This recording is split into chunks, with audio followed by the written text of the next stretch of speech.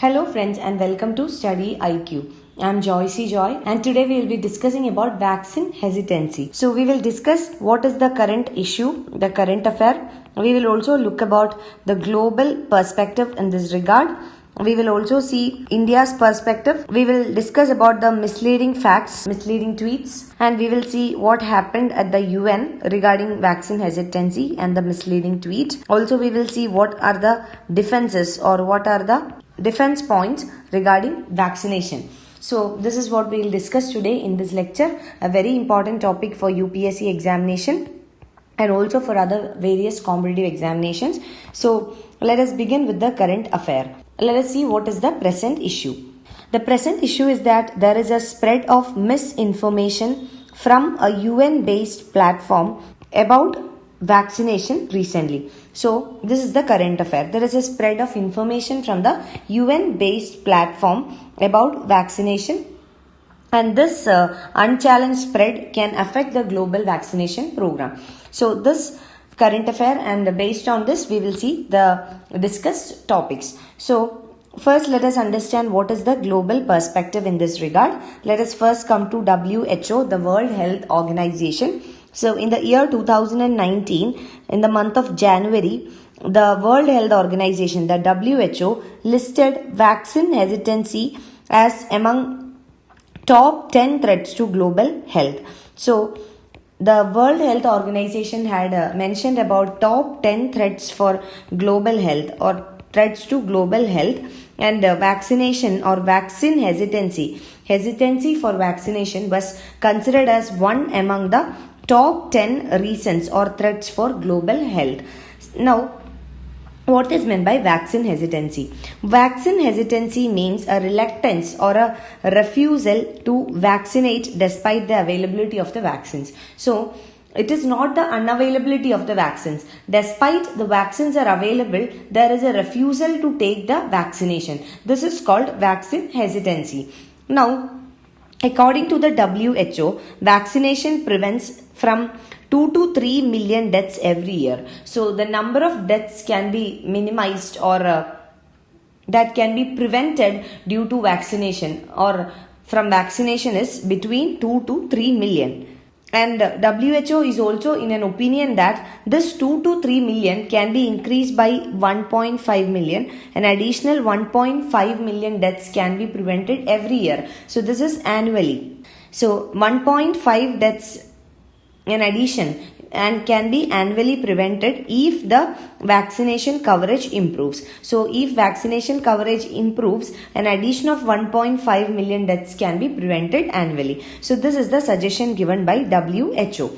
Now let us come to the survey, various surveys that provides an insight about vaccine hesitancy. So a survey was conducted among 140,000 people from 140 countries. So from different countries, from about 140 countries, 140,000 people were selected. A sample was selected, and this data from surveying the sample has revealed a very striking difference in how people trust vaccines.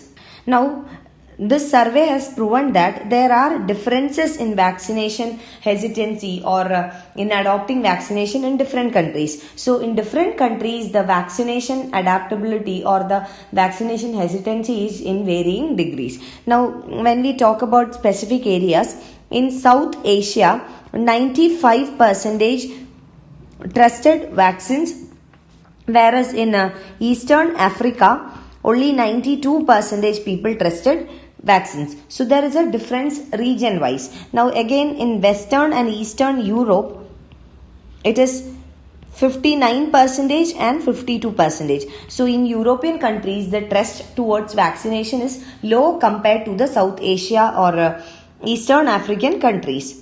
And the survey has also found that the repercussions of vaccine hesitancy, they are playing out globally. The implications of vaccine hesitancy are very much evident globally. And on October 10th of 2019, as on October 10th of 2019, that is the very recent data, nearly 4,24,000 children have confirmed measles. So measles is one disease for which vaccination is available.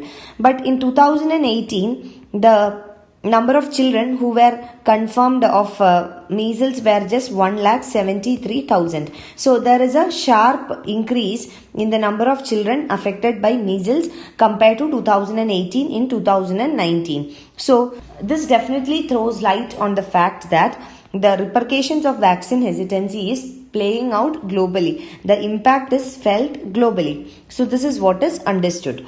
Now let us come to Indian perspective. Let us see what is Indian perspective with regard to vaccine hesitancy. So when we talk about India, generally it is to be understood that vaccine hesitancy is a major concern for India as well.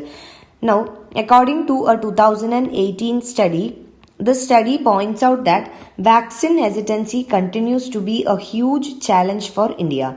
And this study found out that nearly 1/4, that is a quarter of the parents, did not vaccinate their children out of a fear of adverse effects or adverse events. So, about 1/4, that is 25% of the parents, has not given vaccination to their children because they fear adverse events if vaccination is given. And this was in 121 high priority districts chosen by the Health Ministry for an intensified immunization drive to increase the vaccine coverage. So this is the finding of the 2018 study. Now in the year 2016, Muslim communities in 2 districts in the northern Kerala. So in the northern Kerala is a state in the southern part of the country. So in Kerala, 2 northern districts were studied, and in 2016 these 2 districts in North Kerala reported very low uptake of diphtheria vaccine. Now, when we look into the reasons for this, when we examine what are the reasons for this, there was a propaganda that the vaccine may contain certain microbes or chemicals or animal derived products. So this was one propaganda that was spread. So this vaccines may contain certain animal derived products or chemicals or any microbes, and these are forbidden by the Muslim community. Now these 2 northern districts in the state of Kerala, they have a majority of Muslim population, and that is why the uptake of vaccination in these communities or in these districts were very low. This was because of the belief that the vaccine contains certain products, animal derived products, which are forbidden by the Muslim law. So that is why in these districts the vaccination uptake was very low. Now this points out to the fact that various social beliefs or religious beliefs are also one factor that influences the uptake of vaccination. So this is to be understood. So still in India, various social beliefs or religious beliefs influence the decision of taking vaccination. Now in the year 2017, this was in the year when the MR vaccine was introduced. MR is measles rubella vaccination. So this was introduced in the year 2017. So Tamil Nadu and Karnataka, these 2 states, they are traditionally seen as those states which have high acceptance for vaccination. So these 2 states of Tamil Nadu and Karnataka, which are considered as traditionally high vaccination accepted states, these states witnessed low uptake of MR vaccination or measles and rubella vaccination. And what is the reason for this? The reason was the fear of adverse effects from vaccination. So this is the Indian perspective. Now let us see what is the misleading tweet regarding vaccination. So in this background, a self-styled yogi, Jaggi Vasudev, he's a yogi. So he tweeted a message on side effects or the negative impacts of vaccination. And this tweet had a wider impact in the sense that this had scared the parents from vaccinating their children. And it is to be understood here that stirring a fear in people, especially parents, by falsely blaming the vaccines for unrelated diseases or for the negative effects of vaccination. This is one major reason that prevents many parents, many people from giving vaccination. Now, when we talk specifically about MMR vaccine, that is measles and rubella, measles, mumps and rubella vaccination, even today the message of a 1998 discredited study is used in creating or spreading the doubts against the MMR vaccination. So in 1998, a discredited study found out that MMR vaccination can lead to autism in children. So even now such type of messages are spread against vaccination. So besides this dangerous message, many people are also coming out with negative messages with regard to vaccination. So these tweets or these messages that are spread through social media or through other channels, they are having a greater impacts on the decision to give vaccination. So parents will withdraw from providing vaccination to the children. Now let us see what happened in UN. So we have seen that Yogi Jaggi Vasudev had given a wrong message, a negative message in this regard. And what happened in the UN was that there was a conversation between Jaggi Vasudev and Dr. Soumya Swaminathan. So Soumya Swaminathan is the UN chief scientist. So chief scientist in the UN.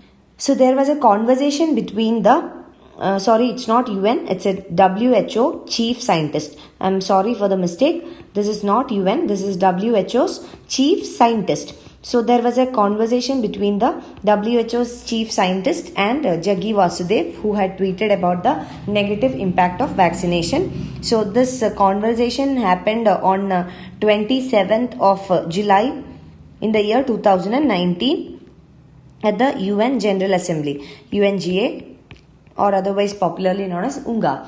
So there was a conversation between both of them, and during this conversation, Dr. Soumya Swaminathan, who is WHO's chief scientist, had spoken to Jaggi Vasudev regarding this wrong message. So in this conversation, it was found out that Jaggi Vasudev was advocating vaccination, and he was also spelling out certain gains India has made by preventing children from becoming crippled through oral vaccination or oral polio vaccination, OPV vaccination. So what happened in this conversation?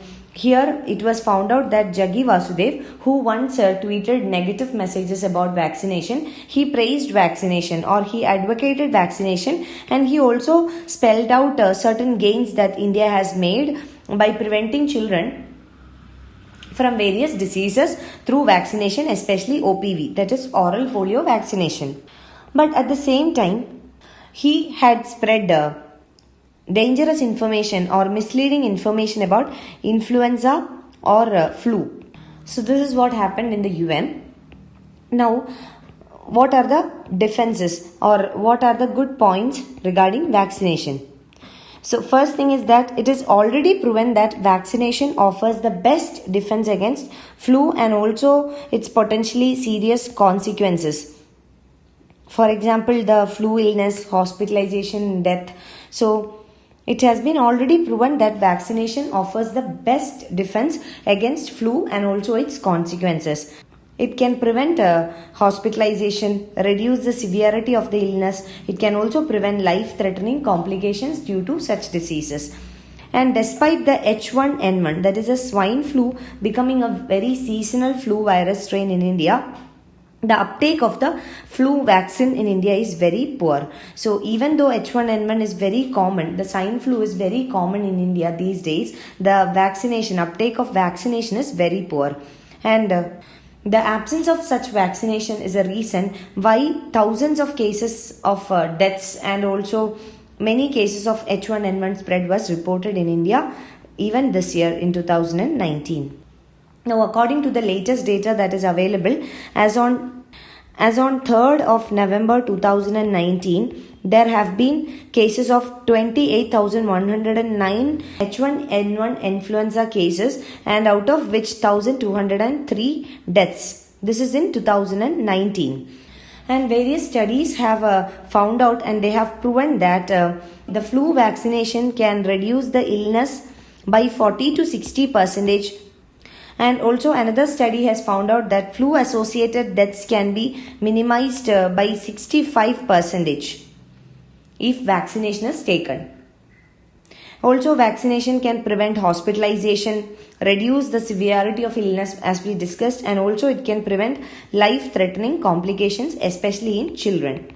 And as per the recommendations of WHO, the World Health Organization, since September 2018, the protection offered by the flu vaccines have have been widened with the availability of vaccines containing 4 strains instead of 3.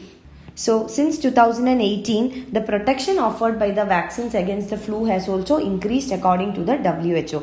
So, this is about vaccine hesitation in India and also at the global level. You can find the PDF of this lecture on our website www.studyiq.com. You can follow my Facebook page for more video updates.